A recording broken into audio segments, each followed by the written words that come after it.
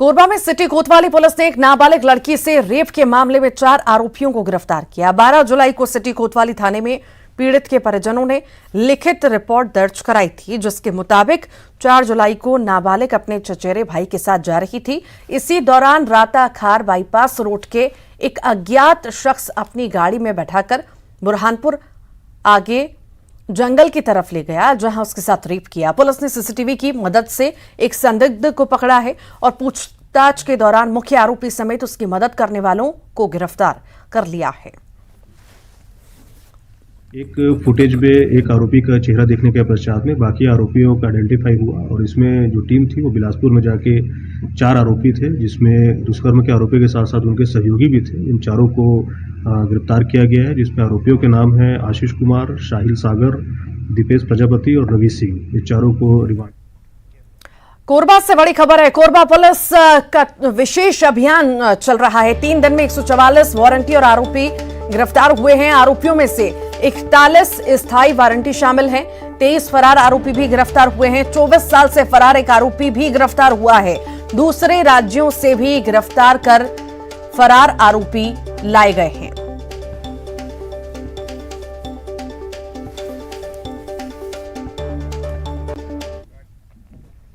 छत्तीसगढ़ के कई जिलों में बारिश का दौर जारी है। नारायणपुर में बारिश की वजह से नदी नाले उफान पर हैं। सड़क पर बाढ़ का पानी होने की वजह से जिला मुख्यालय से अबूझमाड़ का संपर्क टूट चुका है।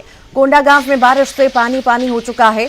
लगातार बारिश से बच्चों को स्कूल जाने के साथ साथ लोगों को सामान्य कामकाज में भी परेशानी हो रही है। मुंगेली में भी सुबह से बारिश हो रही है। बारिश में सुबह स्कूल जाने के लिए निकले बच्चों को परेशानी हो रही है। तो वहीं बालोद में भी बारिश ने नदी नाले उफान पर कर दिए हैं। जान जोखिम में डालकर नदी नाले लोग पार कर रहे हैं।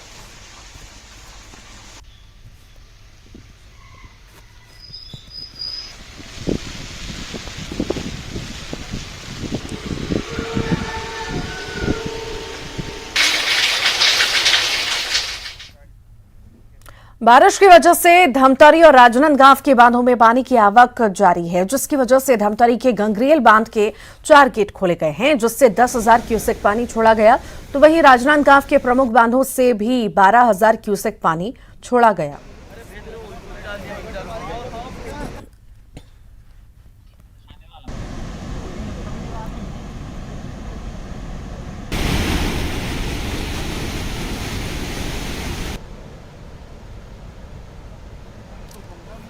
तो डैम से पानी छोड़ा जा रहा है। लगातार बारिश हो रही है। गंगरेल बांध के 4 गेट से पानी छोड़ा गया। 10,000 क्यूसेक पानी छोड़ा गया है।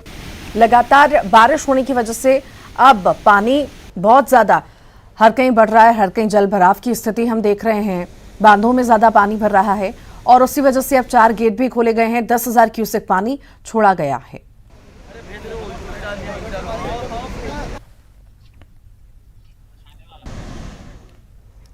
रायगढ़ जिले के खाद्य विभाग ने किराना दुकानों में मिल रही ओवर रेटिंग के मामले को लेकर औचक जांच की। जांच के दौरान कई अनियमितताएं भी सामने आईं। कई दुकान तेल की कीमतों को मार्केट दर से अधिक में बेच रहे थे। तो वहीं एक दुकान में गरीबों को मिलने वाला पीडीएस चावल भी 42 कट्टा मिला। अधिकारी ने बताया कि दुकानदार अपने मुनाफा के हिसाब से ग्राहकों से आने वाले पौने दाम में सामान बेच रहे हैं और इसकी शिकायत के बाद सुबह से देर शाम तक कई दर्जन दुकानों में जांच की गई। पूर्व एक बार कार्रवाई हुई थी, उस समय जब रेवेन्यू अफसर तहसीलदार साहब लोग आए थे, जब्ती वगैरह हुई थी। उस समय जब्ती समझाइश दी गई थी कि भाई पीडीएस का चावल, अब वर्तमान में पीडीएस का चावल खरीदना भी अपराध की श्रेणी में आता है। पूर्व में समझाइश दी गई थी कि पीडीएस का चावल आपको नहीं लेना है। और आज हम लोग आए तो थे तेल का जांच करने के लिए रैंडम। इसी दौरान हमको दुकान के बाहर में ये चावल दिखा। मुंगेली जिले के कलेक्टर राहुल देव अचानक Shri Dhanvantari generic medical store के निरीक्षण पर पहुंचे, जहां कलेक्टर ने दवा दुकान का खुद संचालन करते हुए दवाएं बेची।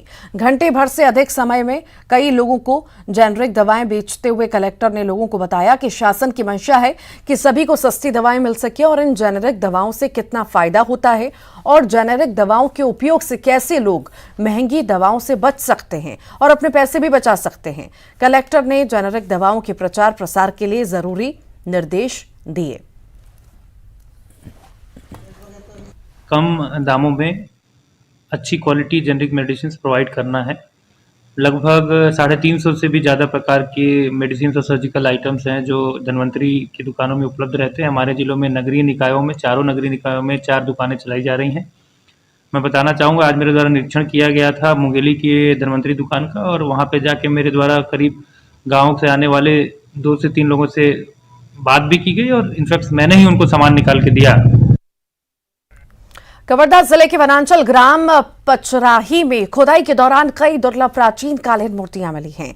यहां परिसर में 12वीं से 13वीं शताब्दी में फणिना गवंशी राजाओं का बनवाया गया मंदिर भी मिला है। मंदिर के गर्भगृह और मंडप कलात्मक पत्थर से बना हुआ है।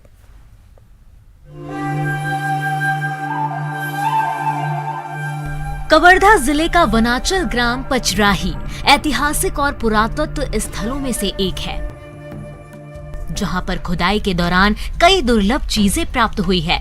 वहीं साल 2012 से यहां पर खुदाई का काम बंद हो गया। यहां कम समय में खुदाई के दौरान कई दुर्लभ वस्तुएं मिली है, जिसमें मूर्तियां, मंदिर में शिवलिंग, उमामहेश्वर की प्रतिमा, शाल भंजिका, योगीराज, नर्तकी, मंदिर में स्थापत्य कला के अवशेष हैं। साथ ही इसके मिट्टी के बर्तन, प्राचीन कालीन औजार, सोने, चांदी, तांबे के सिक्के मिले हैं। पचराही उस समय का सिद्ध होता है जहाँ पर गणेश की बहुत छोटी छोटी प्रतिमाएं हैं, विभिन्न धर्मों के ब्रह्मा जी की मूर्ति, इस तरह से 2-3 कालों के अलग अलग मूर्तियाँ और निर्माण कार्य वहाँ पर देखने को मिलते हैं। विभिन्न प्रकार के हथियार और घरेलू सामग्रियाँ भी प्राप्त हुई थी। तो उत्खनन यदि फिर से कराया जाए तो निश्चित रूप से उसमें बहुत सारी चीज़ें और निकलने की संभावना है। वहीं जिला पुरातत्व के जानकार आदित्य श्रीवास्तव ने बताया कि अभी तक पचराही के एक ही हिस्से में खुदाई हुई है और तमाम वस्तुएं मिली है। वहीं उनका कहना है कि अगर आगे भी ऐसे ही खुदाई की जाती है तो कई रहस्यमयी चीजें और मिल सकती है और कई रहस्यों से भी पर्दा उठ सकता है। देखिए, पचराही जो है हमारे कबीरधाम जिले का ही नहीं, छत्तीसगढ़ का ही नहीं, पूरे भारतवर्ष की अत्यंत प्राचीनतम पुरातात्विक क्षेत्र के रूप में उसको जाना जाता है। जब से उत्खनन हुआ और मोलास्का प्रजाति का 15 करोड़ वर्ष पुराना जलीय जीवाश्म प्राप्त हुआ, तब से इसकी अहमियत और ज़्यादा बढ़ जाती है। हालांकि इसकी खुदाई हुई, उत्खनन हुआ, लेकिन बाद में उत्खनन को बंद कर दिया गया है, जबकि 1-2 टीले अभी वहाँ और बाकी हैं। विशेषज्ञों का कहना है कि पचराही प्रमुख पर्यटन स्थल भी बन सकता है अगर इसके विकास की दिशा में काम किया जाए। हालांकि शासन प्रशासन की अनदेखी से यहाँ के विकास कार्यों की गाड़ी थम सी गई है। यहाँ पर 10 सालों से खुदाई का काम बंद हो गया है। वहीं नवपदस्थ कलेक्टर जन्मजय महोबे ने नए सिरे से जानकारी लेकर कार्य करने की बात कही है के बारे में, और इस पे यदि मान लो कोई भी पुरातत्व विभाग से हमें हेल्प की ज़रूरत रहती है तो उनसे लेंगे और उसके जो भी चीज़ें प्राप्त हुई है उसको संरक्षण का प्रयास किया जाएगा। कवर्धा जिला कई ऐतिहासिक घटनाक्रम के लिए जाना जाता है। यहाँ राज परिवार रहा है। आजादी के पहले तक राजाओं का शासन रहा। जिले के कई हिस्से मंडलागढ़ से जुड़ा हुआ है। उससे पहले भी राजशाही के कई प्रमाण कवर्धा जिले के अलग अलग हिस्से में पाए गए हैं। वहीं अगर सही तरीके से खंगाला जाए तो कई तरह की नई नई जानकारियां मिल सकती है। मनीष मिश्रा, न्यूज़ 18, कवर्धा।